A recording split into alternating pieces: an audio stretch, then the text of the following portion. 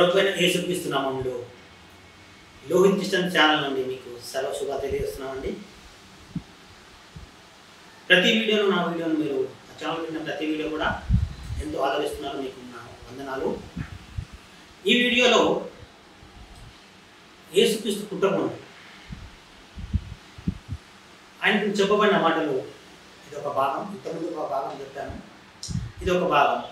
యేసుక్రీస్తుని గురించి ఒక భక్తుడు చెప్పాడు, సమస్త దేవతల కంటే అయినా గొప్పవాడు. కీర్తన గ్రంథంలో ఒక భక్తుడు చెప్పాడు, సమస్త దేవతల కంటే ఈయన గొప్పవాడని నేను కనుగొన్నాను, నేను తెలుసుకున్నాను. నా ప్రియ సోదరి సోదరుడా, అందరి దేవుళ్ళ కంటే యేసుక్రీస్తు ఎలా గొప్పవాడు అవుతాడు అనే అంశం ఈ వీడియోలో మీకు అందిస్తాను. దాన్ని ఆధారంగా చేసుకుని మీకు ఆయన కనుగొన్నాడంట ఏమని, సమస్త దేవతల కంటే యేసుక్రీస్తు అంటే యెహోవా గొప్పవాడని నేను ఎరుగుదును అని చెప్తున్నాడు. ఇక్కడ చూద్దాం. కీర్తన గ్రంథం 135వ అధ్యాయం 5వ వచనం నుంచి 7వ వచనం వరకు.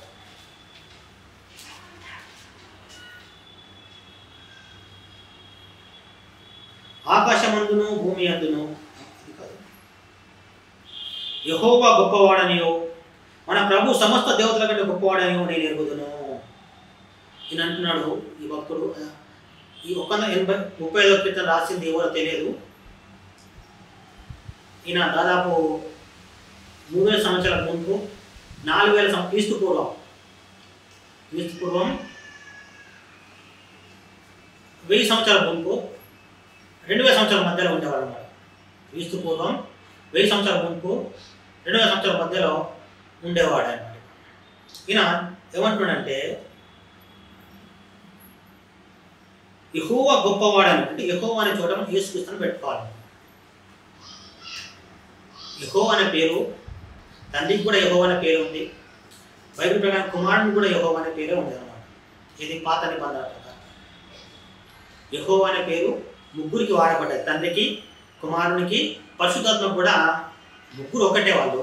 అందువల్ల వారికి ఒకటే పేరు ఇవ్వబడ్డది, యెహోవా. అందుకే బైబిల్లో కొత్త నిబంధన రాసి ఉందంటే దేవుని కుమారుడైన యేసుక్రీస్తు చరిత్ర రాసి ఉంటారు. దేవుని కుమారుడైన యేసుక్రీస్తు బైబిల్ ప్రకారం, పాత నిబంధన ప్రకారం యేసుక్రీస్తు దేవుని కుమారుడు. ఆయన పేరు కూడా యెహోవా అని పిలువబడ్డది. అందుకనే ఎవరైతే తండ్రి అయిన దేవుడు ఉన్నాడో ఆయన ఎవరికి ఎక్కువ మందికి కనబడలేదు, ప్రత్యక్షం కాలేదు. ఎక్కడో ఒక చోట కొందరికి మాత్రం తండ్రి అయిన దేవుడు ప్రత్యక్షమయ్యాడు. మిగిలిన మొత్తం అంతటిలో కూడా కుమారుడు అయిన అంటే యేసుక్రీస్తు. ఆయన పుట్టకొడుకు యెహోవా ఆయన పేరు, తర్వాత యేసుక్రీస్తు. ఈయన గురించి 135వ కీర్తన రాసిన కీర్తనకారుడు అంటున్నాడు, అంటే ఈయన ఇప్పటి నుండి వెనక్కి వెళ్తే 3000 సంవత్సరాల నుంచి 4000 సంవత్సరాల మధ్యలో జీవించాడు. ఇప్పటి నుండి వెనక్కి వెళ్తే 3000 సంవత్సరాల నుండి 4000 సంవత్సరాల మధ్యలో జీవించిన ఒక భక్తుడు. అతను ఎవరో తెలియదు, అతని పేరు ఇక్కడ మెన్షన్ చేయబడలేదు. అతను చెప్తున్నాడు యెహోవా గొప్పవాడని. 5వ వచనం, 135వ కీర్తన 5వ వచనం.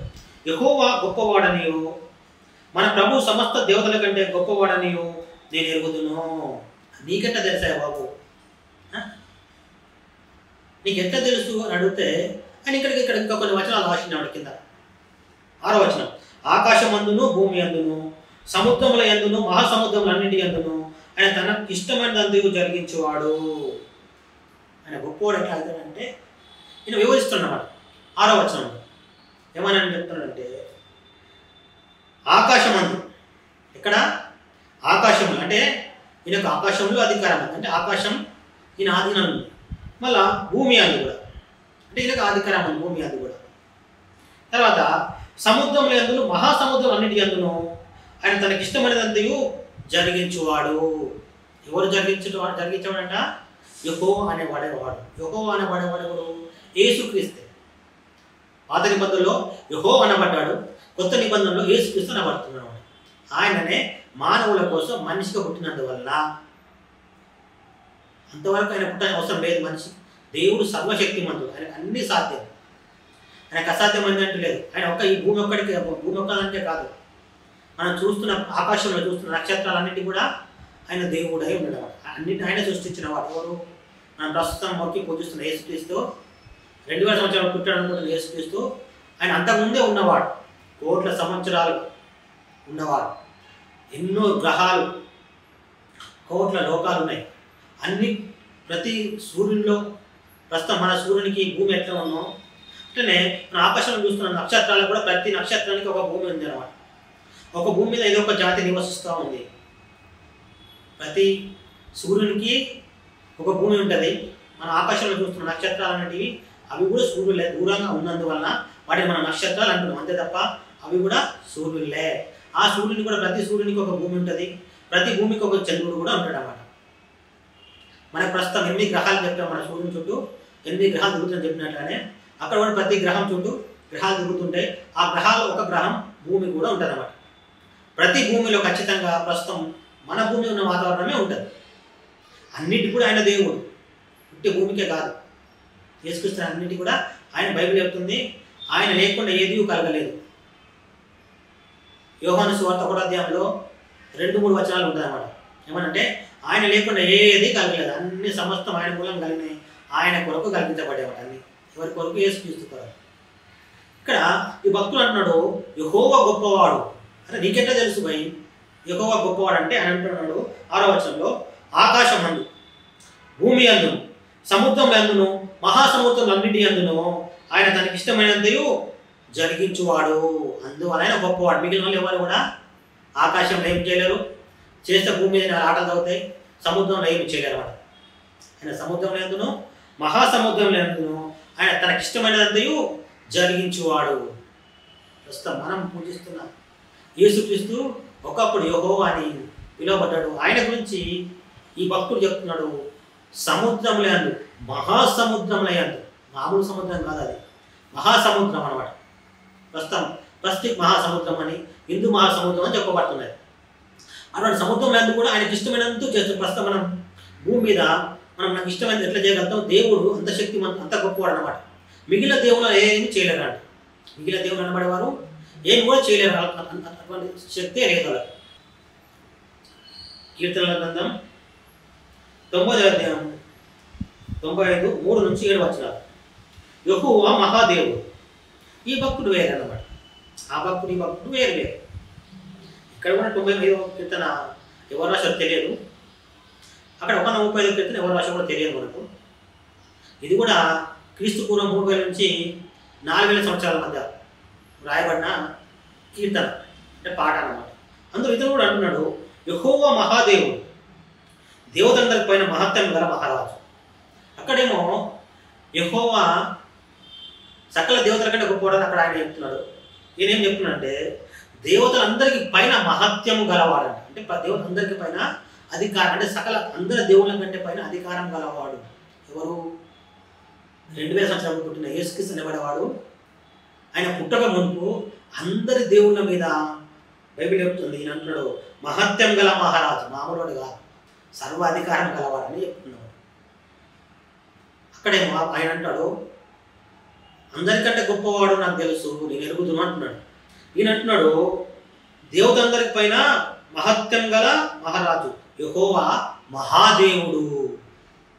ఎవరంటే యెహోవా అంటే యేసుక్రీస్తు మహాదేవుడు. మహాదేవుడు అంటే అందరికంటే గొప్పవాడు అన్నమాట. ఆయనకంటే గొప్పవాడు లేదన్నమాట. ఆయనకంటే గొప్పవాడే లేడు. ఇక్కడ ఉన్నవాడు ఒక్కడే, తండ్రి అయిన దేవుడు ఒక్కడే తప్ప మిగిలిన ఎవ్వరు లేరు.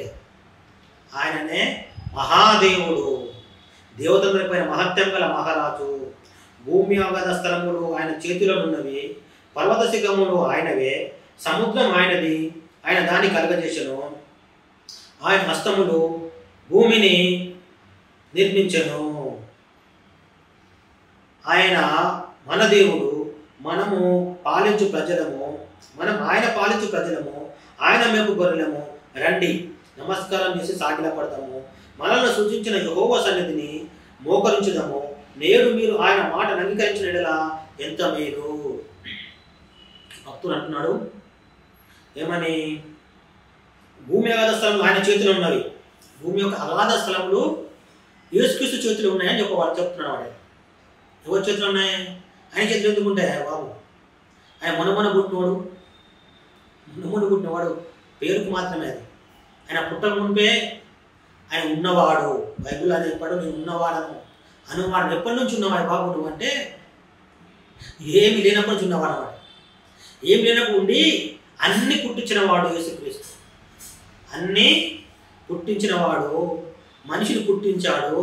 మనిషి తోవ తప్పి దారి తప్పి తన శత్రువు యొద్ద బానిసగా మారితే ఆ బానిస తత్వం నుంచి విడిపించడానికి దేవుడు పుట్టాల్సి వచ్చింది. దేవుడే మానవుడు కావాల్సి వచ్చింది. అంతే తప్ప ప్రతిసారి దేవుడు పుట్టాల్సిన అవసరం లేదు.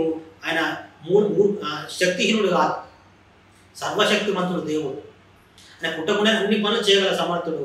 కానీ ఒకే ఒక అంశం, తన ప్రజలు మాంసం గలవారైన వల్ల వారిని విడిపించడానికి యేసుక్రీస్తు రక్త మాంసంలో పాలివాడు కావాల్సి వచ్చినవాడు అంతే. కానీ ప్రతిదానికి, చిన్నదానికి పెద్దదానికి, వాళ్ళ నుంచి కాపాడడానికి, వీళ్ళ నుంచి కాపాడడానికి, మనుషులకు వచ్చే బాధలను కాపాడడానికి, మాటికి మంచిగా ఉండడం అనేది దేవుణ్ణి అవమానపరచడం తప్ప ఇంకేం లేదు. దేవుని ఘోరంగా అవమానపరచడం, ప్రతిసారి దేవుడు పుట్టాడనడం అనేది దేవుణ్ణి ఘోరాతి ఘోరంగా అవమానపరచడమే. అది శత్రు అనగా మన మానవుల పగవాడి స్వభావం. అది మనకు వచ్చింది. అది తొలగించుకోవాలి త్వరగా. పర్వత శిఖరములు కూడా ఆయనవే. 4వ వచనంలో 2వ లైన్లో పర్వత శిఖరములు కూడా ఆయనవేనంట. భూమి యొక్క అగాధ స్థలములు ఏమన్నా చెప్తున్నాడు, ఆయన చేతులు ఉన్నాయంట. పర్వత శిఖరాలు కూడా గొప్ప గొప్ప ఉన్నత శిఖరాలు కూడా ఆయనవే. ఆయన మన దేవుడు. ఈ భక్తుడు అంటున్నాడు ఆయన మన దేవుడు అంటున్నాడు. నిజంగా అది నిజమే, ఆయన వాళ్ళ దేవుడే అని చెప్పబడుతున్నాడు. మిగిలిన లోకాలన్నీ అంటే మిగిలిన దేశాలన్నీ ఆయనను తునీకరించాయి. నువ్వు మాకు వద్దు అని తిరస్కరించాడు. అదే అందుకే బైబుల్లో యేసుక్రీస్తు ఆదేశం గుర్తాల్సి వచ్చినవాడు. బైబిల్ ప్రకారం యేసుక్రీస్తు ఆదేశం గుర్తాల్సి వచ్చింది. అంటే అందరికీ దేవుడు ఆయన. కానీ మనుషులు ఏం చేశారు, నువ్వు మా వద్దని తునీకరించారు. ఈ భక్తుడు ఎవరైతే రాశాడో ఆ భక్తునికి వాళ్ళు ఎప్పటి నుండో మొక్కుతున్న వాళ్ళు, మనకు ఈయన కాడు అని మన దేశం వాళ్ళు కనుగొన్నారంటే ఏమనుకున్నారు, ఆయన మన దేవుడు కాదని. కానీ అందరికీ దేవుడు. కానీ మన దేశం వాళ్ళు తునీకరించి తమకు సొంత దేవుళ్ళను కల్పించుకున్నందువల్ల ఈయన ఆ దేశానికే దేవుడుగా ఉన్నాడన్నమాట. మారలేదు, అందరికీ దేవుడు అయినా కానీ తునీకరించారు. కానీ ఈయన అంటున్నాడు, ఈయన చెప్తున్న మాట ఏంటంటే ఆయన మన దేవుడు, మనం ఆయన పాలించు ప్రజలము, ఆయన మేపు గొర్రెలు. మన దేశం వాళ్ళు ఆయన పిల్లలు కాదు, అంటే తునీకరించినంత వాళ్ళు అన్నమాట, దేవుణ్ణి తునీకరించిన వాళ్ళు. ఇప్పుడు బైబిల్ ప్రకారం దేవుడు అందరికీ అవకాశం ఇస్తున్నాడు ఆయన పిల్లలు కావడానికి. అందుకే యోహాను సువార్త అని రాసి ఉంది ఏంటంటే, యేసుక్రీస్తు ప్రభు అని నోటితో ఒప్పుకొని దేవుడు ముద్రను లేకుండా నమ్మేలా నువ్వు ఆయన బిడ్డగా మారుతావు అన్నమాట. ఇప్పుడు ఎవరైనా సరే ఆయన బిడ్డగా మారదు అంటే ఒక ఛాన్స్ ఇవ్వబడ్డది అన్నమాట. మహాదేవుడు, ఆయన కంటే గొప్పవాడు లేడు, సమస్త దేవతల కంటే గొప్పవాడైన, అందరు దేవతల పైన మహత్యం గలవాడు యేసుక్రీస్తు. ఇప్పుడు అంటున్నాడు, ఒకప్పుడు మీ తాత ముత్తాతలు అందరూ నన్ను తునీకరించారు, అందువల్ల నేను వారికి దేవుడిగా లేను. కానీ ఇప్పుడు నేను నీకు దేవుడు కూడా అనుకుంటున్నాను, నేను నీ దేవుడిగా మారాలనుకుంటున్నాను, నువ్వు ఛాన్స్ ఇస్తావా అంటున్నాడు. అంటే కొత్త వారి కాదు, ఆల్రెడీ ఇచ్చిన వాళ్ళు తెలుసుకోవాల్సిందంటే మనం ఒకప్పుడు మనకు ఈయన దేవుడిగా లేడు, కానీ ఇప్పుడు అదే సువార్త ద్వారా మనం ఈయన దేవుడు అని తెలుసుకున్నాం, ఈయన మనకు కూడా దేవుడు అని తెలుసుకొని ఆయన మొక్కుతూ పూజిస్తూ ఉన్నాం. కానీ ఈయన ఎంత గొప్ప దేవుడు అని మనం ఈ వచనాల్లో చూసుకున్నామంటే, కీర్తన 35వ అధ్యాయంలో 5 నుంచి 21 వచనాలు ఉంటాయి. 5 నుంచి 7 వచనాలు ఏమైనా చూసుకున్నాం, యెహోవా గొప్పవాడనియో, ఆయన సమస్త దేవతల కంటే గొప్పవాడనియో నేను ఎరుగుదును అన్నాడు ఆయన.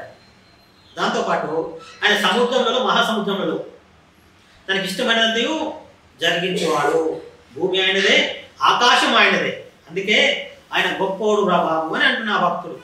ఈ భక్తుడు ఏమంటున్నాడు, 95 కింద రాసిన భక్తుడు, యెహోవా మహాదేవుడు, దేవతల పైన మహత్యము గల మహారాజు, మామూలు రాజు కాదంట, అంటే అందరికీ గొప్ప రాజు, అంటే చక్రవర్తి అన్నమాట. మహారాజు మహత్యం గల వాడు, మామూలుడు కాదు, సాధారణమైన వాడు కాదు. ఇది ప్రస్తుతం భూమి మీద ఒక మనిషిగా పుట్టి మామూలుగా మన లెక్కనే తిని తాగి మన లెక్క అందరి మధ్యలో నడిచాడు. కానీ ఆయన అటువంటి వాడు, మహత్యం గల మహారాజు, సర్వశక్తి గల దేవుడు, ఆయనకు అసాధ్యమైనది ఏమీ లేని గొప్ప దేవుడు. ఇక్కడ సముద్రం ఆయనది, ఆయన దాన్ని కలగజేశాడు, ఆయన హస్తంలో భూమిని నిర్మించాడు. ఎట్లా గొప్పవాడు, ఎట్లా మహాదేవుడు ఆయన, ఆయన గొప్పవాడు ఎట్లా అవుతాడంటే ఆయన అంటున్నాడు, సముద్రం ఆయనది, దాన్ని కలగజేశాడు. 5వ వచనంలో 9వ అధ్యాయం 5వ వచనంలో ఆయన హస్తములు భూమిని నిర్మించను. దేవుని హస్తలంట భూమిని నిర్మించాడు. ఏ దేవుని హస్తం? యేసుక్రీస్తు యొక్క హస్తం. యెహోవా, యేసుక్రీస్తు యెహోవా అయ్యాడు. అందుకే ఈ భూమి ఒకటే. ఈ భూమి మీద దేశాలు చాలా ఉన్నాయి, కానీ మన దేశం వాళ్ళు విచిత్రంగా మాట్లాడతారు. వాళ్ళు ఏం మాట్లాడుతారో వాళ్ళకి తెలియని మాటలు అన్నమాట.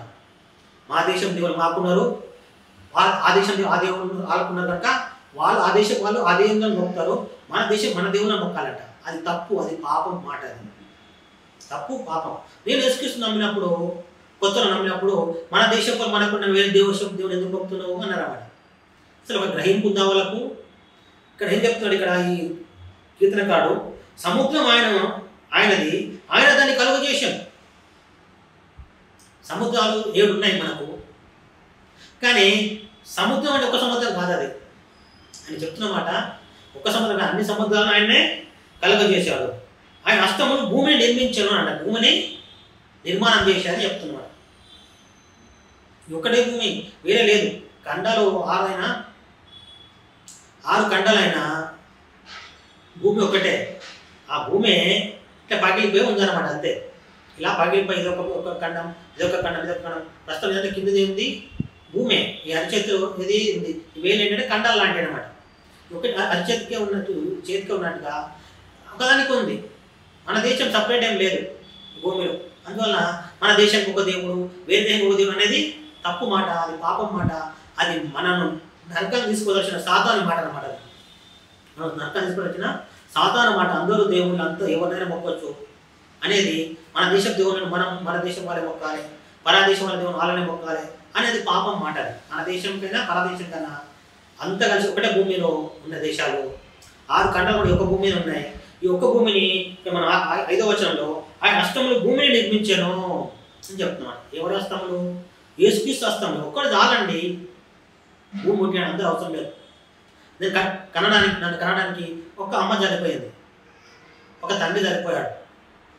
ఇంత పెద్ద భూమిని పుట్టడానికి ఒక దేవుడు చాలు. ఈ భూమి ప్రజలందరూ నడపడానికి కూడా ఒక దేవుడు చాలండి, అందరూ అవసరం లేదు. అది అట్లా అనుకోవడం అది పాపం. ఒకవేళ నీకు ఇంకా అది తప్పు అనిపించకపోతే నేనేం చేయలేను. దేవుడు ఒక్కడిని మొక్కాలి. అందుకే ఆయన అన్నాడు, నేనే దేవుడు, నేను నాకు ఇంకో దేవుడు లేడు, నన్ను నాకు ఇంకో దేవుడు మొక్కకూడదు. అంత ఖరీదని చెప్పాడు అన్నమాట. కానీ కొందరికి అది నచ్చట్లేదు. నచ్చకపోగా వివాదం పెట్టుకొని అట్లా మాట్లాడితే మూర్ఖమంటూ వివాదం పెట్టుకుంటున్నవాడు. అది వాళ్ళ ఇష్టం అది.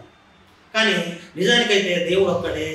అందుకే ఇక్కడ కీర్తనకారుడు యెహోవా మహాదేవుడు, దేవత అందరికి పైన మహత్యం గల మహారాజు. దేవత అనబడి ఉన్నాడు, కానీ అందరికి పైన కూడా మహత్యం గల మహారాజు ఉన్నాడు. కనుక ఆయన ఒక్కరిని మొక్కడం మంచిది. ఆయన ఆదేశం అదే, నన్ను ఇంకో దేవుడు మొక్కకూడదు, మీరు వాళ్ళ ఎవరికి వెళ్ళకూడదు, వాళ్ళ అవసరం లేదు మీకు. వాళ్ళు ఎన్ని మేలు చేసినా మీకు అవసరం లేదు, అది తప్పు. నా దృష్టిలో పాపం. యేసుక్రీస్తు దృష్టిలో ఇతర దేవుని మొక్కడం పాపం. ఆయన అన్ని సమస్తం చేయగలడు. అంటే ఏమేమి చేయగలడు? పుట్టింది మొదలుకొని మరణం వరకు, మరణించిన తర్వాత 1,000,000 సంవత్సరాల వరకు ఆయన చేయగల సమర్థుడు. ఆయన ఒక్కడికి సాధ్యం. 1,000,000 సంవత్సరాలు మంచి జీవితం. అందుకే అన్నాడు, నేను జీవమునై ఉన్నాను, నాయన విశ్వాసం ఉంచేవాడు ఎన్నడూ మరణించక నిత్య జీవం పొందునని చెప్పినవాడు. వాడు చావడు. ఆయన నమ్మకం పెట్టేవాడు అసలు వాడికి చావే లేదంటే 1,000,000 సంవత్సరాలు బతుకుతాడని చెప్పినవాడు. ఈ శరీరం చావు ఉంది, కానీ ఆత్మకు చావు లేదు. ఆత్మ పరలోకానికి వెళ్తే 1,000,000 సంవత్సరాలు సుఖంగా క్షేమంగా ఉంటుంది. అది ఈ కీర్తనకారుడు చెప్తున్నమాట.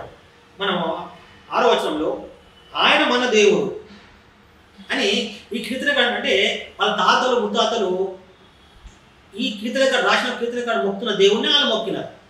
కనుక వాళ్ళకు ఆయన దేవుడు. కానీ ఆయన భూమిని పుట్టించిన వాడు, ఆకాశం పుట్టి మనుషులు పుట్టించిన వాడు. కానీ ఈ మనుషులు కొందరు ఏం చేశారంటే దేవుణ్ణి ఆయన పుట్టించిన దేవుని ధృవీకరించి పక్కకు తొలగిపోయారు. అందువల్ల ఆయన మాకు దేవుడు కాదు అంటున్నమాట. తోవ తప్పిపోయి మాకు దేవుడు కాడండి బాబు, 1,000,000 సంవత్సరాలు కాదు, 1,000 సంవత్సరాలు మేము వేరే దేవుడు మొక్కుతున్నాం. కానీ బైబిల్ చెప్తుంది ఏమనంటే వాళ్ళ దేవుడు వట్టి విగ్రహములు, వారి దేవతలు వట్టి విగ్రహములు. అవి కన్ను నుండి చూడవు, చెవు నుండి వినవు, ముక్కు నుండి వాసన చూడవు, చేతుల నుండి ముట్టుకోవు. అంటే వాళ్ళు ఉనికిలో కూడా లేరని మన అర్థం. ఉనికిలో కూడా వాళ్ళు ఇతర దేవుడు అనబడేవారు ఉనికిలో కూడా లేరు, వెతికినా దొరకరు అన్నమాట. పేరుకు మాత్రం కథలు రాసుకున్నారు, పుస్తకాలు బైబిల్ లాంటి గ్రంథాలు రాసుకున్నారు, కానీ 8,000 సంవత్సరాలు మనిషే లేడు అని బైబిల్ చెప్తాను. బైబిల్ నేను చూపిస్తున్న ఈ బైబిల్ మనిషి యొక్క చరిత్ర స్పష్టంగా ఇస్తున్నాడు. మొట్టమొదటి ఆదాము అవ్వలు అని వాళ్ళిద్దరు పుట్టాడని, వాళ్ళ ద్వారా లోకం పుట్టుకొచ్చిందని, ఆయన కొడుకు పేరు ఈయన కొడుకు పేరు ఇది, ఈయన కొడుకు పేరు ఇది అంటూ 6,000 సంవత్సరాల చరిత్ర ఇస్తుంది బైబిల్. ఆదాము పుట్టిన మొదలుకొని యేసుక్రీస్తు పుట్టే వరకు 6,000 సంవత్సరాల చరిత్ర కంటిన్యూషన్ ఇస్తుందన్నమాట. అటువంటి గ్రంథమే లేదు ఎక్కడ కూడా. ప్రస్తుతం వేరే గ్రంథం ఇలా స్పష్టంగా చరిత్ర ఇవ్వగల గ్రంథం వేరే ఏ గ్రంథం కూడా నాకు కనబడలేదు. ఉంటే చూపెట్టగలను. కామెంట్ బాక్స్ చెప్పండి, ఆ గ్రంథాన్ని చదివి నేను కూడా ఆ గ్రంథాన్ని నా ఛానల్లో వివరిస్తాను. సోదరి సోదరులారా, నేను ఇద్దరు చెప్తున్న అంశం యెహోవా గొప్పవాడని నేను ఎరుగుదును అని ఒక భక్తుడు చెప్పాడట. నేను కూడా ఇప్పుడు ఎరుగుతాను. 31 సంవత్సరాలుగా ఆయనతో సాగుతా ఉన్నాను. ఈయన మాత్రమే గొప్పవాడనియో మిగిలిన వాళ్ళు తక్కువవారనియో. ఇక్కడ ఈ భక్తుడు చెప్తున్నాడు 9వ అధ్యాయం 3వ వచనం 2వ లైన్లో, దేవతందరి పైన మహత్యం గల మహారాజు. ఈయన ఎవరంట? దేవత అందరికీ పైన, అంటే దేవుడు అందరికీ పైన. దేవతలే అంటారు వాళ్ళు, దేవుడిని కాదు. దేవుడు అనే పదం వారికి సరికాదు, అందుకే ఇక్కడ దేవతలని రాయబడ్డమాట. దేవుడు ఉన్నాడు, దేవత ఉందన్నమాట. దేవుడు ఉన్నాడు, దేవత ఉన్నారు. అది దేవుళ్ళు కాదు, కానీ మనం అనుకుంటున్నాం దేవుళ్ళ, వాళ్ళని కూడా దేవుడు. కానీ బైబిల్ చెప్తుంది, సరిగ్గా చెప్తుంది, మనమే తప్పు అనుకుంటున్నాం. దేవుడు ఒక్కడే. దేవత 1 కొరింథీ పత్రిక 6వ అధ్యాయంలో ఉంటుంది. 8వ అధ్యాయం 6వ వచనం నుంచి ఉంటుంది.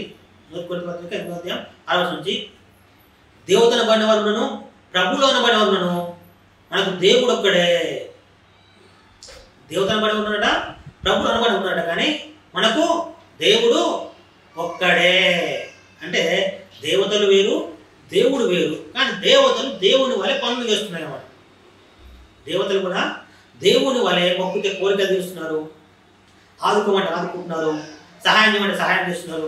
అందరూ మనుషులు అనుకుంటున్నారంటే వీళ్ళు కూడా దేవుడే. కానీ బైబిల్ చెప్తుంది వాళ్ళు దేవుడు కాదు, దేవతలు.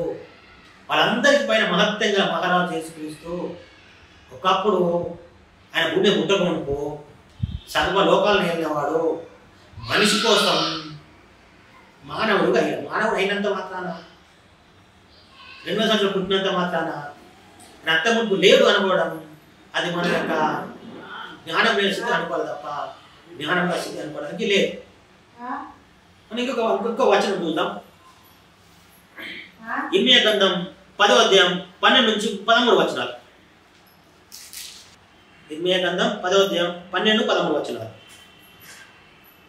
ఆయన తన బలము చేత భూమిని సృష్టించను, తన జ్ఞానము చేత ప్రపంచమును స్థాపించను, తన ప్రజ్ఞ చేత ఆకాశమును విశాలపరచను. ఆయన ఆజ్ఞయ్యగా జలరాశులు ఆకాశమండలంలో పుట్టును, భూమి అంత భాగంలో నుండి ఆయన ఆవిరి ఎక్కజేయును, వర్షం కలుగునట్లుగా ఆయన మెరుపులను పుట్టించును, తన ధనాగరముల నుండి గాలిని రావించును. ఈ వచనాల్లో ఇంకో ఈయన వేరే భక్తుడు. ఇంతకుముందు 2 కీర్తనలు చూసుకున్నాం. 95వ కీర్తన ఒకటి, 135వ కీర్తన. అతను ఒక భక్తులని అనుకున్నాం. లేదంటే ఆ 2 కీర్తనలు రాసింది ఒకే భక్తులు అనుకున్నాం. సరే, ఇప్పుడు ఇర్మీయా అనే భక్తుని చూస్తున్నాం. ఆయనకి నాకు చాలా తేడా ఉంది. ఇర్మీయా అనే భక్తుడికి ఆ కీర్తన రాసిన భక్తుడికి దాదాపు 500-1000 సంవత్సరాలు తేడా ఉంటుంది అన్నమాట. వీళ్ళిద్దరి మధ్యలో 500 నుండి 1000 సంవత్సరాలు తేడా ఉంటుంది. ఈయన ఏం చెప్తున్నాడు? ఆయన తన బలం చేత భూమిని సృష్టించను. ఎవరు? యేసుక్రీస్తు. యేసుక్రీస్తు తన బలము చేత భూమిని సృష్టించాడు, తన జ్ఞానం చేత ప్రపంచమును స్థాపించాడు. ప్రపంచం అంటే ప్రస్తుతం మన భూ ప్రపంచం కాదు, కోట్ల కొలది ప్రపంచాలనే ప్రపంచం అంటున్నమాట. మనం ఎట్లయితే ప్రపంచం అంటామో, ప్రపంచ పటంలో ఖండాలు, దేశాలు చూపిస్తాం. అంటే ఇక్కడ రాయబడుతున్న ప్రపంచం అంటే భూ ప్రపంచం కాదు చెప్తుంది. ఆయన కోట్ల కొలది ఉన్న సూర్యులు ఉన్నదే అవన్నీ కలిపి ప్రపంచము అంటున్నమాట. ఆ ప్రపంచమును స్థాపించను, తన ప్రజ్ఞ చేత ఆకాశమును విశాలపరచను. తన ప్రజ్ఞ చేత ఆకాశమును విశాలపరచను. ఆయన ఆజ్ఞయగా జలరాశులు ఆకాశ మండలంలో పుట్టును. ఎక్కడ పుట్టాయంట? దేవుడు ఆజ్ఞిస్తే నీళ్లు ఆకాశంలో పుడతాయి. ఆయన ఆజ్ఞయగా జలరాశులు ఆకాశ మండలంలో పుట్టును. భూమి అంత భాగంలో నుండి ఆయన ఆవిరి ఎక్క చేయును. వర్షం కలుగునట్లు ఆయన మెరుపులు పుట్టించును. తన ధనాగరం నుండి గాలిని రావించును. ఈయన అన్నీ ఒక్కడే చేయగలడన్నమాట. గాలి రావంటే గాలి దేవుని మొక్కడాలని, వాన అంటే వాన దేవుని మొక్కలని మనం అనుకుంటాం మన దేశంలో. అంటే గాలికి ఒక దేవుడు అని, వానకు ఒక దేవుడు అని, అగ్ని ఒక దేవుడు అని. కానీ ఇక్కడ ఈయన చెప్తాడు, ఈ భక్తుడు అన్నీ ఈయన చేయగలవాడు. ఆయన ఆజ్ఞేయగా ఆకాశ మండలంలో నీళ్లు పుట్టును, జలాసులు పుట్టును. భూమి అంతా భాగంలో నుండి ఆయన ఆవిరి ఎక్కచేయను. ఆయన అన్ని ఆవిరి కూడా ఎక్కించగల దమ్మున్నవాడు. వర్షం కలుగునట్లుగా ఆయన మెరుపులు పుట్టిస్తాడు. ఈయననే, దానికో సపరేట్ లేడు ఎవరు కూడా. తన ధనాగారం నుండి గాలిని రావించును. ఇక్కడ కింద 14వ వచనం ఉందంటే, తెలివిలేని ప్రతి మనుషుడు పశుప్రాయుడు, పోతపోయే ప్రతి వాడును తాను చేసిన విజ్ఞానం బట్టి అవమానం అందుచున్నాడు. అతను పోత పోసినది మాయారూపం, అందులో ప్రాణమేమీ లేదు. విగ్రహం మంచిగా అంటున్నాడు. ఈయననే భక్తుడు అంటాడు, ఒక విగ్రహం ఎవరైతే తీసుకుంటాడో అది మాయారూపం, ఒరిజినల్ కాదు అని అంటాడు. అవి ఆశను చెడగొట్టు మాయా కార్యములు, విమర్శ కాలములు అవి నశించిపోవును. సోదరి సోదరు మనం ఇంకొక వచనం మనం చూసుకుందాం. ఇక్కడనే 51వ అధ్యాయం 15-16 వచనాలు చూద్దాం. 51వ అధ్యాయం 20 గ్రంథం 51వ అధ్యాయం 15-16 వచనాలు. నా జీవం తోడని సైన్యములకు అధిపతియగు యెహోవా ప్రమాణం చేస్తున్నారు. ఆయన తన బలం చేత భూమిని సృష్టించను, తన జ్ఞానం చేత ప్రపంచమును స్థాపించను, తన ప్రజ్ఞ చేత ఆకాశం విశాలపరచను. ఆయన ఆగ్నేయ జలవాసుల మండలంలో పుట్టును. భూమి తగల నుండి ఆయన ఆవిరి ఎక్కచేయను. అక్కడ ఏదైతే రాస్తాడో 10వ అధ్యాయంలో ఇక్కడ కూడా అదే రాస్తాడు ఈ 26 భక్తుడు. 2 చోట్ల కూడా మరలా జ్ఞాపకం చేస్తున్నాడు. అంటే అంత ప్రాముఖ్యమైన మాటలు అన్నమాట ఏవి, ఈ మనం చదువుకున్న మాటలు ఏవి? 15-16 వచనాలు. నా జీవంతో సైన్యం అధిపతి యెహోవా ప్రమాణం చేస్తున్నాడు. ఆయన తన బలం చేత భూమిని సృష్టించను, తన జ్ఞానం చేత ప్రపంచమును స్థాపించను, తన ప్రజ్ఞ చేత ఆకాశమును విశాలపరచను. ఆయన ఆగ్నేయగా జలరాశులు ఆకాశ మండలంలో పుట్టును. భూమి అంత భాగంలో నుండి ఆయన ఆవిరి ఎక్కచేయును. ఏ సోదరి సోదరుడా, ఈయన గొప్పవాడు ఎట్లా అవుతాడు అని మనం అంశాన్ని ధ్యానిస్తున్నాం. అందరి దేవుళ్ళ కంటే ఈయన ఒక్కడే గొప్పవాడు ఎట్లా అవుతాడు, అందరి దేవుళ్ళ కంటే ఈయన ఒక్కడే ఎట్లా గొప్పవాడు చెప్తాడంటే ఇక్కడ మనం చూస్తున్నాం. ఆయన బలం చేత భూమిని సృష్టించాడు. అంతే తప్ప వారి బలం వీరి బలం అందరి సహాయం తీసుకోలేదు. ఎవరి సహాయం ఆయనకు అవసరం లేదు. ఆయన నమ్మే వాళ్ళకు కూడా ఆయన వేరే వాళ్ళ దేవుళ్ళ సహాయం అవసరమే లేదు. వేరే దేవుడు సహాయం అనేది వేరే దేవుడు అనే పదమే వాడకూడదు. ఒక్కడే దేవుడు, ఆయన యేసుక్రీస్తు అనే పదమే తప్ప ఇంకో దేవుళ్ళు ఉన్నారు అనేది వాడకూడదు, అది పాపము. ఓకే, మనం ఆయన బలం చేత భూమిని సృష్టించను, తన జ్ఞానం చేత ప్రపంచమును స్థాపించను, తన ప్రజ్ఞ చేత ఆకాశం విశాలపరచను. ఆయన ఆగ్నేయగా జలరాశులు ఆకాశ మండలంలో పుట్టును. ఇంకో వచనం మనం సామెతల గ్రంథము 3వ అధ్యాయం 19-20 వచనం చూద్దాం. సామెతల గ్రంథం 3వ అధ్యాయం 19-20. జ్ఞానం వల్ల యెహోవా భూమిని స్థాపించను. ఇక్కడ ఈ భక్తుడు వేరే అనమాట. సామెతలు రాసింది సొలొమోను అంటాం, దావీదు కుమారుడైన సొలొమోను. ఇప్పుడు దాదాపు 3 భక్తులు మనం చూసుకుంటున్నాం. 3 భక్తులు కూడా స్పష్టంగా చెప్తున్నారు అనమాట.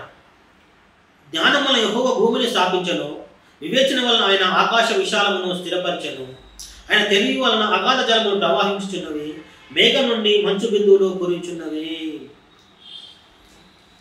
ఈ భక్తుడు చెప్తున్నాడు, సొలొమోను అనే భక్తుడు, దావీదు కుమారుడైన సొలొమోను. ప్రస్తుతం ఇర్మియా, దావీదు, సొలొమోను, మరి ఇంతకు చెప్పిన కీర్తన గ్రంథం రాసిన ఒక భక్తుడు. వీళ్ళందరికీ ఒక కాలం వాళ్ళు కాదు, దాదాపు వీళ్ళు 1000 సంవత్సరాలు తేడా. అంటే ముగ్గురికి 1000 సంవత్సరాల లోపల ఉండేవారు అన్నమాట. దాదాపు అతని నుంచి కీర్తన నుంచి సొలొమోను, కీర్తన గ్రంథం రాసిన వ్యక్తి తర్వాత సొలొమోను తర్వాత ఇర్మియా ఉండేవారు. ఈ ముగ్గురు కూడా చెప్తున్నారు దేవుని గురించి. జ్ఞానం వల్ల యెహోవా భూమిని స్థాపించాను, వివేచన వల్ల ఆయన ఆకాశ విషయాలను స్థిరపరచను, ఆయన తెలివి వలన అగాధ జలములు ప్రవహించుచున్నవి, మేఘం నుండి మంచు బిందులు కురియుచున్నవి. ఇంత స్పష్టంగా ఈయన గొప్పవాడు ఎట్లా అవుతాడు? ఈయన ఇతర దేవుడు అవుతాడు. ఈయనకి ఎవరి సహాయము అవసరం లేదు. కీర్తనకారుడు చెప్పినట్టుగా సమస్త దేవతల కంటే ఆయన గొప్పవాడు, దేవతలందరి పైన మహత్యం గల మహారాజు. ఇంకో వచనం యెషయా గ్రంథం 45వ అధ్యాయం చూద్దాం మనం. యెషయా గ్రంథం 45:18. ఆకాశంలో సృష్టికర్త యెహోవాయే దేవుడు, ఆయన భూమిని కలుగజేసి దాన్ని సిద్ధపరిచి స్థిరపరచను. ఎవరంటే దేవుడు? ఎవరిని బట్టి వారిని దేవుడు అంటున్నారు మనుషులు. ఈయన అంటున్నాడు యెషయా గ్రంథం అంటే ఈయన వేరే భక్తులు. మళ్ళీ ఇప్పుడు చెప్తున్న ఈయన కూడా యెషయా వేరు, ఇర్మియా వేరు, సామెతల గ్రంథం రాసిన సొలొమోను వేరు, కీర్తన గ్రంథం మనం చదివిన 135 కీర్తన 135 కీర్తన 90 కీర్తన రాసిన భక్తుడు కూడా వేరు. ఈయనేమంటున్నాడు? ఆకాశం సృష్టికర్త యెహోవాయే దేవుడు, అంటే ఆకాశం సృష్టించిన వాడే దేవుడు, మిగిలిన వాళ్ళు కాదు అని తెలుసుకోవాలి. అయితే ఈయన భూమిని సృష్టించిన వాడు, ఆకాశం సృష్టించిన వాడు, మనుషులు కూడా 3 పద్ధతుల్లో దేవుడు అవుతాం. మనకు ఆకాశం సృష్టించాడు, భూమిని సృష్టించాడు, మనుషులు. అందువలన నీ భక్తులు అంటున్నైతే ఆకాశం సృష్టికర్త యెహోవాయే దేవుడు, ఆయన భూమిని కలిగేసి దాన్ని సిద్ధపరిచి స్థిరపరచను. నిరాకరణ ఉన్నాడు, ఆయన భూమిని సృజింపలేదు, నివాస స్థలం ఉన్నాడు, దాన్ని సృజించను. ఆయన చెలవచ్చినదేమనగా నేనే యెహోవాను, మరి ఏ దేవుడును లేడు. వచనంలో ఈయన అంటున్న దేవుడు అంటున్నాడు నేనే యెహోవా, అంటే నేనే యేసుక్రీస్తును, మరి ఏ దేవుడును లేడు. ఇంత చాచి చెప్తున్నాడు ఆయన. మరి ఏ దేవుడు లేడు, బాధించి వివాదం పెట్టే లాభం లేదు. ఒక్కడే దేవుడు, ఒక్క మాట నిలవాడు. ఇక సోదరుడా, విశ్వాసం వెనుక తగ్గకూడదని ఈ వచనాలు మనకు అందిస్తున్నాడు దేవుడు. నేను అంటున్నాడు ఇక్కడ 45వ యెషయా గ్రంథం 45వ అధ్యాయం 18వ వచనంలో, ఇక్కడ ఆఖరి లైన్లో 18వ వచనం ఆఖరి లైన్, నేనే యెహోవాను, మరి ఏ దేవుడును లేడు. పైన వచనంలో నివాస స్థలంలో దాని భూమిని సృజించను అంటున్నాడు అన్నమాట. ఇంకో వచనం మనం ఇక్కడ చూసుకుందాం. 40వ అధ్యాయం 22వ వచనం.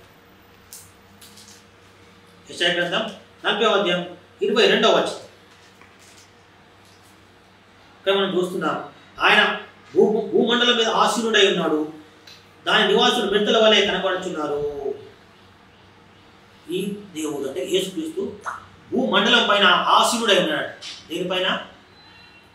ఈ భూమి పైన. భూమండలం అంటే మొత్తం అంతటి పైన ఆసీనుడై ఉన్నాడు, దాని నివాసులు మిడతల వలె కనబడుచున్నారు. ఆయన భూమండలమే కూర్చొని మనుషులు చూస్తుంటే ఎట్లా కనబడుతున్నాడు? మిడతలు లేక చిన్న చిన్నగా కనబడుతున్నాడు. ఈ యెషయా భక్తుడు అంటాడు మనుషులు అంటే దీని నివాసులు మిడతల వల్ల కనబడుతున్నారు. ఒకడు తెరను ఇప్పినట్టు ఆయన ఆకాశ వైశాల్యమును వ్యాపింపజేశాను, ఒకడు గుడారం వేసినట్టు ఆయన దానిని నివాస స్థలంగా ఏర్పరిచాను. ఇంత స్పష్టంగా ఈయన గొప్పవాడు ఎట్లా అవుతాడు, మహత్యంగా మహారాజు ఎట్లా అవుతాడు అంటే ఎవరు చేరుపని చేశారు కనుక, అన్నీ ఈయన చేసిన కనుక మహత్యం గలవాడు అనుకోవాలి. అంతేనా? ఇక్కడ మామూలు అనుకోవాలా, అందరితో సమానుడు అనుకోవాలా? ఈయనకి ఎవరు సాటి కాదు. ఆయన అంటాడు నాకు సాటి అయిన వాడు ఎవరు లేడు. ఇంకో చోట అంటాడు నేను తప్ప ఇంకో దేవుడు ఉంటే చూపెట్టండి అంటున్నాడు. ఇదే యెషయా అంటున్నాడు నేను తప్ప ఇంకో దేవుడు ఉంటే నాకు చూపెట్టండి, నా వాళ్ళు చెప్పగలవాడు, నా వాళ్ళు మాట్లాడగల ఉన్నాడా అని అడుగుతా ఉన్నాడు ఆయన. యోబు పత్రిక 9వ వచ్చిన చూద్దాం. యోబు పత్రిక యోబు 9:8. ఆయన ఒక్కడే ఆకాశ మండలమును విశాలపరచువాడు, సముద్ర తరంగాల మీద ఆయన నడుచుచున్నాడు. ఈయన వేరే భక్తులు. యోబు పత్రిక రాసింది యోబు గ్రంథం రాసింది మోసే అంటారు అన్నమాట. ఈయనేమంటున్నాడు ఆయన ఒక్కడే ఆకాశ మండలమును విశాలపరచువాడు. ఎవరొక్కడు? యేసుక్రీస్తు అండి బాబు. ప్రస్తుతం యేసుక్రీస్తు అంటే ఆయన ఒకప్పుడు ఉన్నవాడు, ఆయన మనుషుల కోసము మనిషిగా మారినవాడు, అంతే తప్ప అంతకుముందు ఆయన లేనివాడు కాదు, ఉన్నవాడు. ఉన్నవాడే రూపంలోకి వచ్చాడు, అంటే శరీర రూపం దాల్చాడు అన్నమాట. ఆయన మాట కొంచెం అవసరం లేదని ప్రతిసారి చెప్తున్నాను. పుట్టాడని మనల్ని మనుషులు మోసం చేసి, మన తోటి మనుషులు మనల్ని మోసం చేస్తున్నాడు. ఆయన మన కోసం పుట్టాడు, ప్రతిసారి పుట్టడం, పెళ్లి చేసుకోవడం, అబద్ధాలు ఆడడం, చెడ్డ పని చేయడం ఒక కామన్ కాదు దేవుడికి. దేవుడు మన నరుడు కాదండి బాబు పెళ్లి చేసుకోవడానికి, నరుడు కాదు ఆయన అబద్ధం ఆడడానికి, చెడ్డ పని చేయడానికి. ఇక్కడ ఈయన చెప్తున్నాడు ఈ భక్తుడు ఆయన ఒక్కడే ఆకాశ మండలం విశాలపరచువాడు. ఆకాశ మండలంను విశాలపరచువాడు ఆయన ఒక్కడే. ఎవ్వరి సాయం ఆయనకు అవసరం లేదు. అంత శక్తిమంతుడు. ఆయన ఎంత శక్తిమంతుడు అంటే ఆకాశమైన సింహాసనం అంట, భూమి అయిన పాదపీఠం. అంటే ఆకాశంలో కూర్చుంటా అంటే ఆకాశం పైన ఉంటాడు, భూమి కాలు పెట్టిన అంత గొప్పవాడు అన్నమాట ఆయన. అందుకే ఆయన గురించి ఇక్కడ రెండో లైన్ ఏం చెప్తుంది? రెండో సముద్ర తరంగముల మీద ఆయన నడుచుచున్నాడు. దేని మీద నడుచున్నాడు ఆయన? సముద్ర తరంగాల మీద నడుచుచున్నాడు. ఇంకో భక్తులు అంటాడు ఆయన సముద్రాలలో నడుచుచున్నాడు. ఆయన దారులు అంటే సముద్ర నీళ్ళలో ఉన్నాయంట. ఆయన అడుగుపెట్టి అడుగు తీస్తే నీళ్ళలో అడుగుపెట్టి తీస్తే కనబడతాయి కానీ కనబడదు. ఆయన సముద్రాల్లో నడుచువాడు, సముద్రాల తరంగం మీద నడుచుచున్నాడు అని ఈ భక్తుడు చెప్తున్నారు. ఎవరో మోసే అనే భక్తుడు. మోసే రాశాడు యోబు గ్రంథాన్ని మోసే రాశాడని చెప్తారు.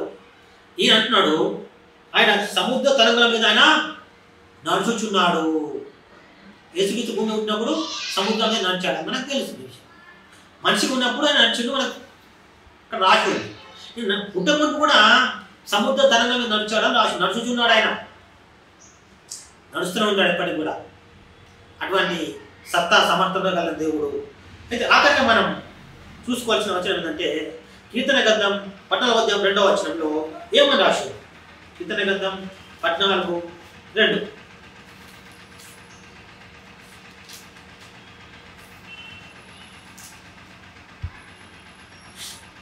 వివేకి అయి దేవుని వెతుకు వాడు కలడేమో అని యెహోవా ఆకాశం నుండి చూచి నరులను పరిశీలించను. ఏం చూసినాడు దేవుడు? వివేకి అయి దేవుని వెతుకు వాడు కలడేమో అని యెహోవా ఆకాశం నుండి చూచి నరులను పరిశీలించానంట. దేవుడు నన్ను మొక్కేవారు ఇప్పుడు నన్ను వెతుకుతున్నాడు ఎవడైనా. ఎందుకు వెతుకున్నాడు? అనుమానం వస్తుంది కదా, అనుమానం రావాలి. కానీ అనుమానం రాకుండా మ్యారేజ్ అయిపోయినాం ఆల్రెడీ. దేవుడు ఒక్కడు. అందరూ దేవుని చెప్తుంటే అందరు భక్తులు వారి స్థితిగతులు ఎట్లా ఉన్నాయని ఆలోచించాలి మనుషులు. వేరే దేవుని అడగడ వారి భక్తులు వాళ్ళ యొక్క స్థితిగతులు, వాళ్ళ సంసారం ఎలా ఉంది, అసలు మనకంటే బాగుందా, వారి అతను దేవుడు ఎట్లా అవుతాడు, అసలు దేవుడు కలడా అనే అనుమానం రావాలి మనిషికి. కొందరు దేవుడు కలడా అనుమానం వచ్చి కొందరు అసలు దేవుడే లేడంటారు అన్నమాట. ఏమంటారు మనుషులు? అసలు దేవుడే లేడండి బాబు అంటున్నారు అన్నమాట కొందరు. అసలు దేవుడే అంటే అనుమానం వచ్చిన అందువల్ల అసలు దేవుడు లేడు అంటున్నాడు. కొందరికి అసలు అనుమానమే రాదు, రాని అవసరం లేని స్థితిలో ఉన్నారు. అందరూ గొర్రెలు లేక వెళ్ళిపోతున్నారు. మనం కూడా అందులో కలిసి వెళ్ళిపోవడం అనుకుంటాం. కానీ మనం వెతకాల్సి ఉంది. నేను సైతం నేను కూడా నాకు అనుమానం వచ్చింది దేవుడు ఎవరు అని. నాకంటే మంచిగా లేరు, అది ఎట్లా దేవుడు అవుతారు?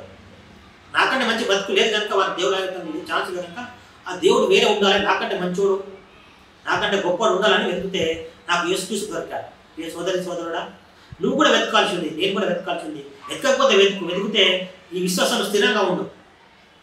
ప్రాణం పైన ఇదే విశ్వాసంలో స్థిరంగా ఉండడం నేర్చుకోవాలి. ఎటువంటి స్థితి దేవుడు నీకు ఇచ్చిన అయ్యకపోయినా, నీకు మేలు చేసిన చేయకపోయినా అనుమానం వచ్చిన ప్రతిసారి చెప్పుకోవాల్సింది అవునన్నా ఈయన దేవుడే, కాదన్నా ఈయన దేవుడు. దేవుడే దేవుడు తప్ప ఇంకోటి దేవుడు ఎట్లా అవుతాడండి?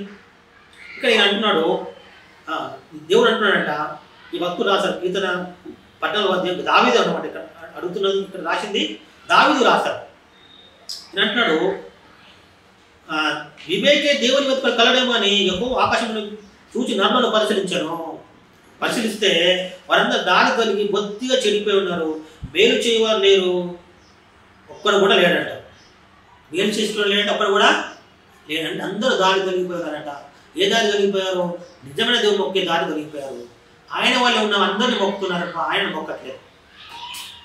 ఆయన వాళ్ళు అందరిని మొక్కుతున్నారు తప్ప ఆయనను అంటే దారి కలిగిపోయి దేవుని మొక్కట్లేదంట. అదే నేను చెప్పింది ఇంతకుముందు. మన దేశం వాళ్ళు ఆ దేవుని మొక్కలేదు. అందుకే కీర్తన అన్నాడు ఆయన మన దేవుడు అన్నాడు. అంటే వాళ్ళ సొంత దేవుడు ఆయన.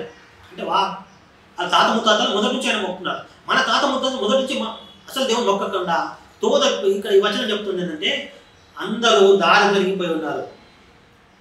మూడవ వచనంలో వారందరూ దారి తొలగి బొత్తిగా చెడి ఉన్నారు. ఏమన్నారంట? దారి తొలగి బొత్తిగా చెడిపోయి ఉన్నారంట. వాదము వివాదము వ్యర్థవాదాలు పెట్టుకుంటున్నారంట. అయితే చూడ పౌలు అంటాడు ఏంటంటే దేవుడు ఆయనతో అంటాడు ఇప్పుడైనా అందరూ మారు మనసు పొందాలి. ఏం చేయాలంటే ఇప్పుడైనా అందరూ మారు మనసు పొందాలి. ఇక్కడ ఒక వచనం ఉంది 11వ 4వ వచనం. ఇక్కడనే 11వ అధ్యాయం 4వ వచనం. యెహోవా తన పరిశుద్ధాలయంలో ఉన్నాడు, యెహోవా సింహాసనం ఆకాశంలో ఉన్నది, ఆయన నరులను కన్నులారా చూస్తున్నాడు, తన కన్నుల చేత ఆయన వారిని పరిశీలించుచున్నాడు. మనుషులు అంటే ఆయన సింహాసనం ఉన్నది, ఆకాశంలో ఉన్నదంట. ఆయన నరులందరినీ చూస్తూ ఉన్నాడట, పరిశీలన చేస్తూ ఉన్నాడంట. అందుకే కీర్తనకారుడు ఇదే కీర్తన రాసిన దావీదు రాసిన 11వ కీర్తన, అదే దావీదు రాసిన 14వ కీర్తన ఆయన రాశాడు. అంటాడు ఆయన పరిశీలన చేసి చూస్తుంటే అందరూ దారి దొరికిపోయారు. అంటే ఆయన ఒక్కటి లేదనమాట. కానీ ఆయన వాళ్ళు ఉన్నాము మొక్కుతున్నారు, ఆయన వాళ్ళు ఉన్నవారిని అనుకుంటున్నాడు. ఈయన కూడా ఆయననే సేమ్ ఉన్నాడు కదా, సేమ్ మొక్కితే కార్యాలు జరుగుతున్నాయి కదా అనుకుంటూ మనుషులు తమను తాము మోసం చేసుకుంటున్నారు. అయితే ఈ వార్త వచ్చిన 14వ వచనం అధ్యాయం 2వ వచనం అంటున్నాడు, వివేకం తీసుకొచ్చి నన్ను వెతుకు, వివేకం నలుచుకో. దేవుడు అనేవాడు ఒక్కడు ఉన్నాడు, ఆయన మంచి గుణాలు కలిగిన వాడు ఉన్నాడు, ఆయన మాటి మాటి అవసరం లేదు, ఆయనకు అన్ని సాధ్య పుట్టుకుని అన్ని చేయగలవాడు. కానీ ఒకే ఒక విషయంలో కాని పని, మానవుడు బందీ అయి పాపపు చెరలు ఉన్నందువల్ల ఆయన కోసం మంచి గుణ పుట్టాల్సింది. పుట్టి మానవుల పాపాలకు తన ప్రాణమునే జరిమానగా కట్టాలు కట్టి మానవుడికి విమోచన చేయాల్సి వచ్చింది. అందుకోసం మాత్రమే, ఆ ఒక్క పని కోసం మాత్రం భూమి మీద దేవుడు పుట్టాల్సి వచ్చింది. ఆయన ఈ పని చేసినందువల్ల ఆయన గొప్పవాడు, మహత్యం గల మహారాజు. ఎవరు కూడా అటువంటి పని అయినా మనుషులు చేయలేరు. ఆఖరి వచనం తీసుకుందాం.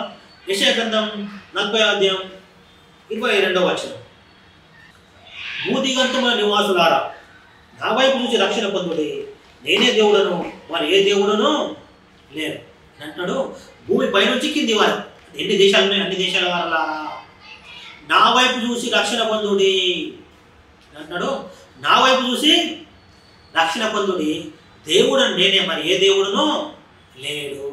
ఇంతకుముందు కీర్తన గ్రంథంలో 14వ వచనంలో వివేకం గల దేవుని వెతుకువారు కలరా అంటే ఎవరు కూడా వెతకట్లేరట. కనుక ఈయనని తనతో భయపరుచుకుంటున్నాడు. దేవుడు నేనే, మరి ఏ దేవుడు లేడు, నాకంటే ముందు ఏ దేవుడు లేడు, నా తర్వాత ఏ దేవుడు కూడా ఉండడని చెప్తున్నాడు. నాకంటే ముందు ఏ దేవుడు లేడు, నా తర్వాత ఏ దేవుడు కూడా ఉండడు.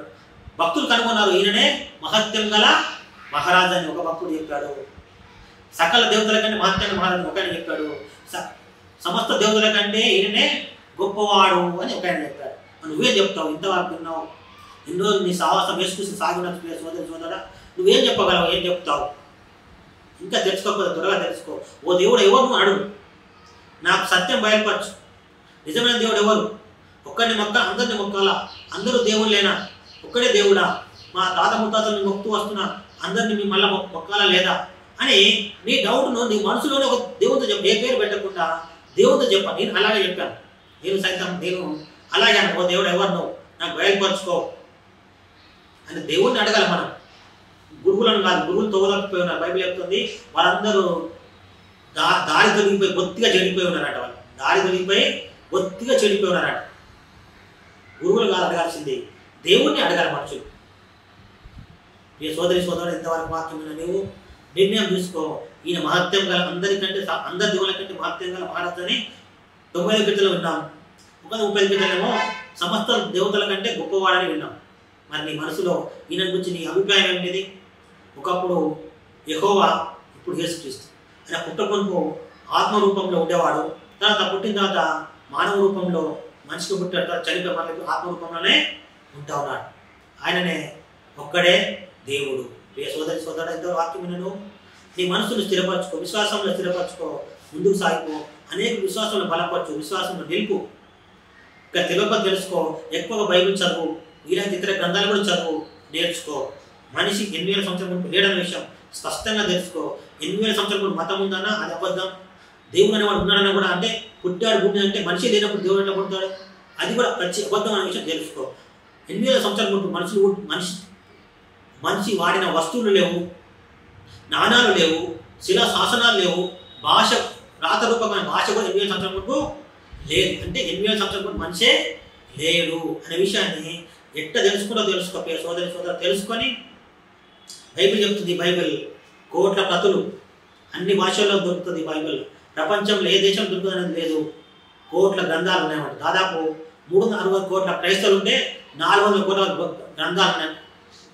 బైబిల్ ఉందన్నమాట. రకరకాల భాషలో ఒక ఇంట్లో 2 భాషలు వచ్చాడు ఒక వ్యక్తికి ఇంగ్లీష్ బైబిల్ ఉంటుంది, తెలుగు బైబిల్ కూడా ఉంటుంది, హిందీ బైబిల్ ఉంటుంది, తెలుగు బైబిల్ కూడా ఉంటుంది. 2 భాషలు వచ్చిన వాడికి వేరే గ్రంథాలు అయితే అక్కడ దొరకవు. వాటికి ప్రాముఖ్యత లేదు, ప్రాధాన్యత లేదు, ప్రాముఖ్యమైన గ్రంథాలు కావు, పుట్టి కల్పిత గ్రంథాలు మాత్రమే అవి. ఏ సోదరుడా, దేవుడి కన్నులు తెరిచి విశ్వాసం స్థిరపరచును కాక, అవిశ్వాసం నుండి విశ్వాసం వచ్చును కాక, దేవుడి కొన్ని మాట దీవించును కాక. ఆమేన్. ఇంతవరకు ఓపికతో విన్నందుకు మీకు అందరికీ కృతజ్ఞతలండి. ఇంతవరకు నా ఛానల్ సబ్స్క్రైబ్ చేసుకోకపోతే దయచేసి సబ్స్క్రైబ్ చేసుకోండి, లైక్ చేయండి, షేర్ చేయండి. ఇంకా లేటెస్ట్ వీడియోల కోసం బెల్ ఐకాన్ మీద క్లిక్ చేయండి.